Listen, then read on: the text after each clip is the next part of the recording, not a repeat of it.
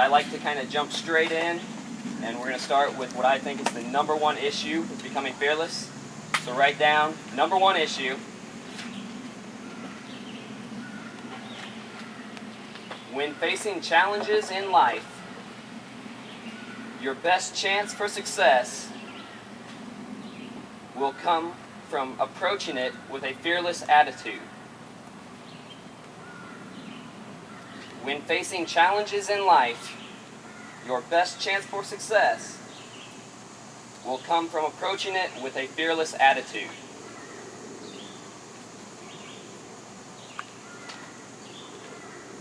When facing challenges in life, your best chance for success will come from approaching it with a fearless attitude.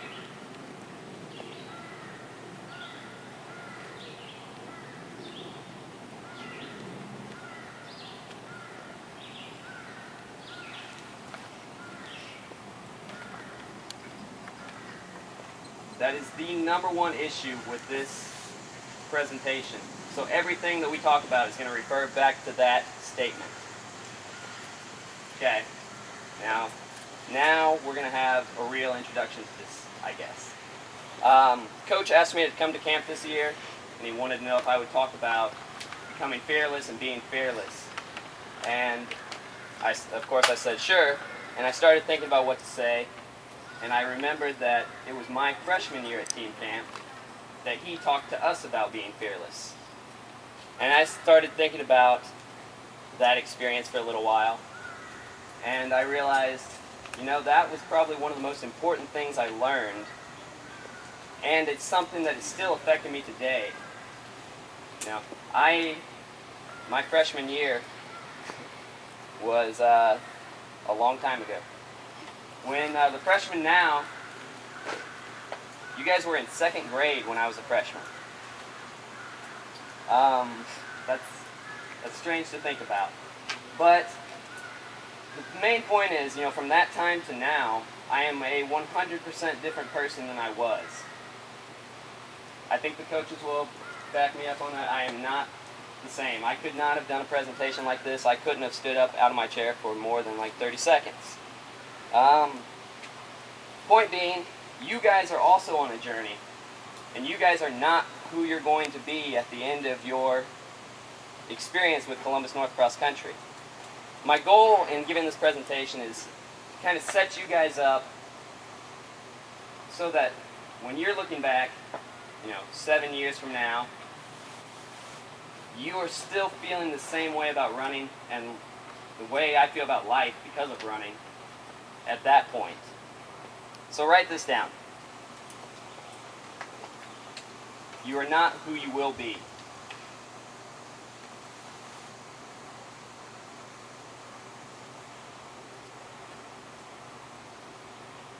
This is a journey.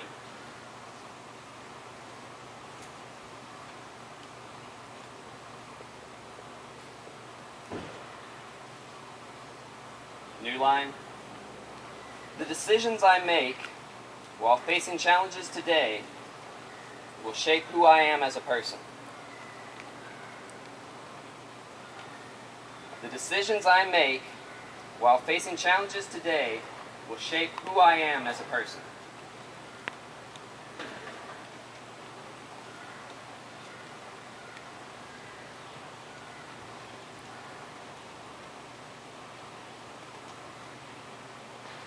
Based on you don't have to write this part down. Based on the way you guys face up to challenges today will affect who you become. At the end of today, you won't be who you were when you woke up.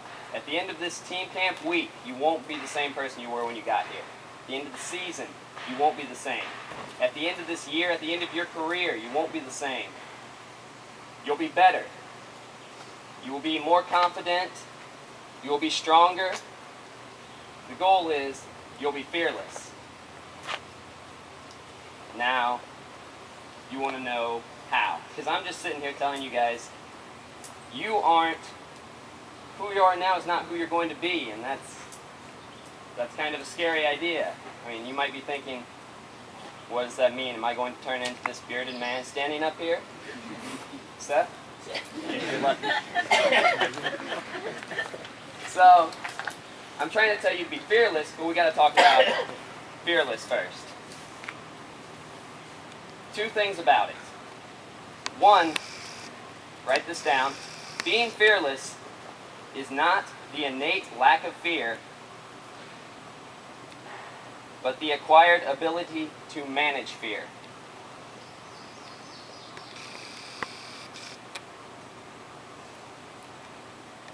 Being fearless. You're going to break that down, aren't you, KP? Again. There are words in there I had to think about for a while. Being fearless is not the innate lack of fear, but the acquired ability to manage fear. Especially innate and acquired.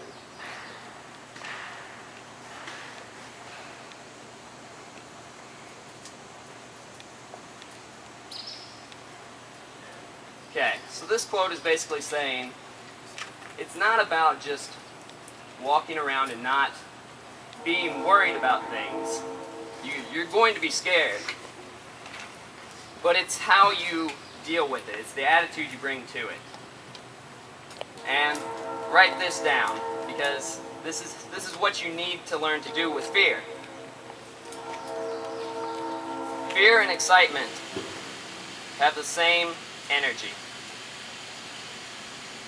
Fear and excitement have the same energy.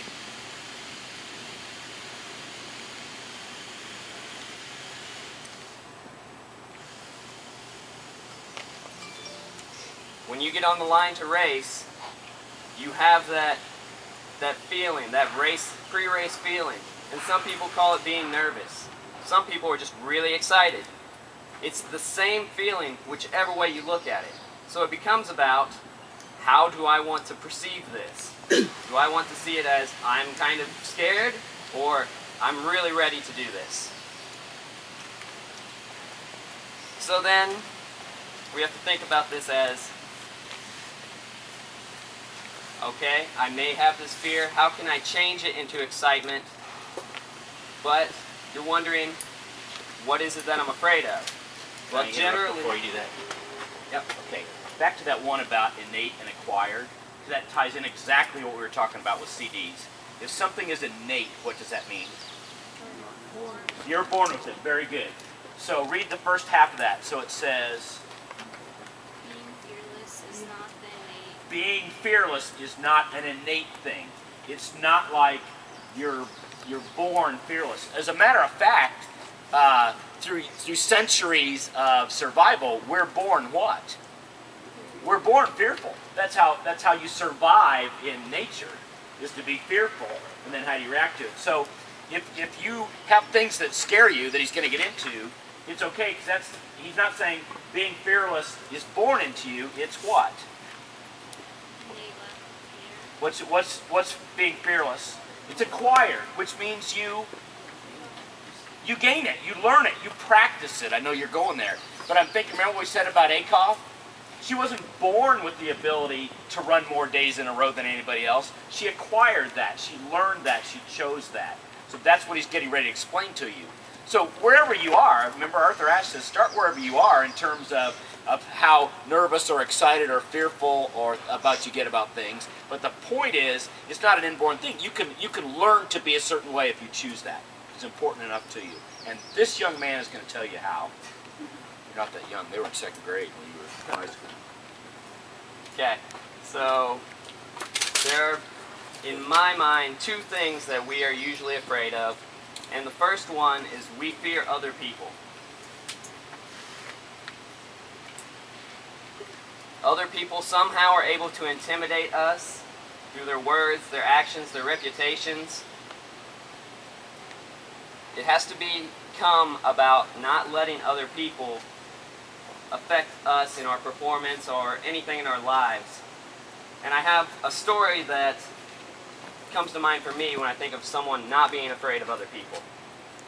And it was in the year 2009, and we were about to go into a meet called the Artesian Classic that I think you guys still run.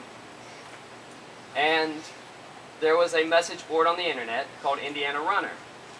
And there was a lot of talk about one team. And they were supposed to be the best team that had come to Indiana in years. That team was not us. It was North Central. And the Artesian Classic was the first time we were going to race North Central that year. There was a lot of hype about them. A lot of people were scared just getting on the line with them. In 2009, we had a senior on our team named Evan Scruton, Coach Scruton's younger brother. And he was our fearless leader that year. He took the varsity to the line. He didn't care what anyone was saying about that other team. He knew once that gun went off, he was going to give them a race. And he did. This was one of the most exciting races I had ever seen, because our guys followed Evan after he took off, and they went neck and neck with that best team. Evan set the tone that season because he didn't care what everyone was saying about North Central. We ended up beating them. We ended up beating everyone that season, and we won our state championship for the first time since 2003. Evan knew not to be afraid of other people. What we need to do now is practice a little bit. If we have one of these thoughts about something, say, I've heard that Mr. Weinheimer is the strictest grader in all of Columbus North, and I have him as a teacher. I'm kind of worried. We need to find a way to take that fear and just shift it into an excited energy where we see that as a challenge. Write this down. Get excited about proving others wrong. Get excited about proving others wrong. And can I get someone to shift this for me, to change it from being worried that Coach Weinheimer is a strict grader to being excited about it? Yeah, Drew. If he's a strict grader, you can use that as a challenge to work harder to do good grades. Exactly, that's exactly what I was thinking for that one. What's another one? Yeah. This can be about things in life or racing. Yeah. You might be able to learn more. Yeah, maybe a strict grader is going to teach me more. Maybe I'm going to grow more than somebody that would just give easy grades all the time. Same situation. What changes? Your self-talk about the situation changes. They can completely change it, but the situation didn't change. What you say to yourself changes the situation. I'm excited about this. I'm jumping in. Arish, you had something? Yes. Exactly. Anyone have an example of something that someone could say, or something where another person could affect you in a negative way unless you shift it, and how would you shift it? Yeah. With Coach, you said your principal had said, don't get your hopes up. You can take that and turn it into, I'm going to prove my principal wrong. I'm going to get my hopes up. Nobody's going to tell me not to get my hopes up. I'm in charge of my hopes. Any other examples? Somebody give us like a racing example. Ben? Let's say the team steps up to the line, and you've heard that they're really good, and you get to say, hey, we get to race with those guys today, push ourselves even more, and challenge yourselves to say, hey, we're going to get faster today, and we're going to become better. Yep. That works either individually or it works as a group. That race KB was talking about in 2009, I had all read the stuff about North Central too, and when it came around at the mile mark, I remember thinking, we're right in there with them. When the meet's over, no matter what the score is, after North Central wins, I'm going to be sure to tell the guys, 1 mile in, we are right with them. We just got to make it out till we can do 3 miles. And then they came around at the 2 mile, and we were still in it. And I remember thinking, okay, when North Central wins, I can tell them we were together. And I kept checking my watch, and I can remember at 12 minutes thinking, okay, I can tell our people you're as good as North Central for 12 minutes. We just got to find 3 more minutes. You know, that's just turning the situation, and we actually had 3 more minutes in us. If I may add to that, Coach, they didn't just beat North Central that day. They beat the snot out of them. Heavily. And it was I get goosebumps whenever I hear about Evan Scruton and that group, because I was there and watched them. Very unique group and a very fearless group. Good stuff, good stuff. North Central was ranked like number 1, and we beat them. And so the next week there was a new number 1, and it still wasn't us. It was Terre Haute North. And the next week we happened to run Terre Haute North, and we beat them by 20. And it took 3 weeks before people would buy into Columbus North was going to be the best team. But we had to beat 3 number 1s in a row, different ones, to do that. And that's being pretty fearless. That's a pretty fearless stretch. Another example, you talked about lining up with another team. I'm thinking about lining up with your own teammates, because there are some pretty good runners on this team. And you may have heard Coach mention Seth was All-State last year. You know, we've had other All-Staters. You know, you may get on the workout with them and think, wow, I shouldn't be here with them, but you got to find a way to shift that to, wow, I'm getting so much better. I'm staying with these really good runners. You can't let other people put limits on you. And it's all about your attitude. Start with that same thing. Start with, okay, I'm going to run this workout. I'm going to stay with Seth Williams for 5 minutes if I can, because that's better than 4, and it's way better than 0, just letting him go. Or if you're starting fresh, it's going to be, okay, I'm going to stand next to Seth Williams when warm-up starts, and he's not going to know it, but I'm going to see how much I can run warm-up with him. It's all about your perspective. This is a good one. All right. Be quiet. You'll be able to say more. Write this down. Fearless people often surprise others. Fearless people often surprise others.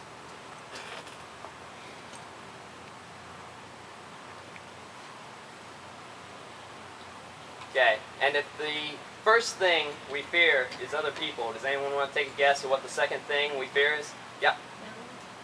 Failure, but failure because of ourselves. We fear ourselves. We fear failure in what we think we can do. So that was a good way to say that. Kind of the umbrella is we fear failure, and we fear other people because we think they can make us a failure, and we fear ourselves because we think we can make ourselves failures, and we're not good enough. And I have another story with that as well. This story happened about 1 year later at the same meet, the Artesian Classic. And it was very obvious to me after that race started that one of our runners, named Christopher Kelsey, had learned a lot about being fearless from Evan Scruton. Because once again we lined up against these teams, and this time we knew that our team was very good. But there was a runner in that group named Futsum Zeneselassie and Jace Lowry, who were both also elite athletes. The gun went off, and Christopher Kelsey didn't care.